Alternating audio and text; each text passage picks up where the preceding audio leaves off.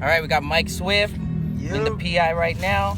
The legendary Mike Swift doing our thing, kind of doing a little explanation about some of the Philippine history that he's been through. So go ahead, continue, Mike. Oh yeah, I was continuing that. I first got back and meeting Andrew E. and Francis M. Then going backwards and learning the roots of Pinoy hip-hop history and culture, because when I first got here there wasn't like internet. That's like it wasn't really much in the internet. You could probably just see a handful of people that was master plan, there's legit misfits, very little information online.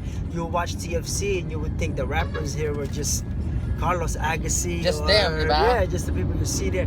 But then when I got here, madami pala, hundreds of talented. So first coming here thinking I'm gonna wreck this place. I'm not only, I'm from America, I'm here, they don't know real hip-hop and this. Right. But that was the wrong perception coming here. And a lot of people made that wrong perception coming here from different countries, wherever they came from, when they were trying to pursue a career in rap in the Philippines. If you had that mentality, you're not gonna go forward faster than, than otherwise,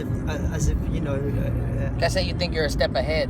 You think you are? Well, you are in many ways, but it doesn't. You're a step ahead with information, but coming back here, if you don't have all of that, you're like, in a way, just many steps behind also. So you have to be willing to learn and willing to study, and that's what I did. I went back and showed respect to folks out here, and I spent a lot of time. Till now, it's still a learning process. That's how colorful, that's how huge this Pinoy hip-hop culture communities here in the Philippines, that it's non-stop learning and non-stop growing.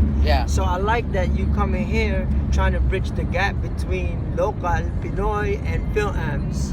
Because there's a gap in that, not just in rap, in sports, maybe in everything. So, but little by little I see it closing in, maybe because of internet, maybe because of more Phil-Ams come here to try to play ball, try to do music, so try to act. So usually they're gonna say Phil-Am mayabang, ganto. Usually the Phil-Ams will say the locals are magulang, pinagkakaisan sila. They don't give them a chance. So us being in the middle, it's really just about communicating and bridging the gap. Bridging the gap in many ways. Pero napaka-mahirap yan, pero tingin mo pwede.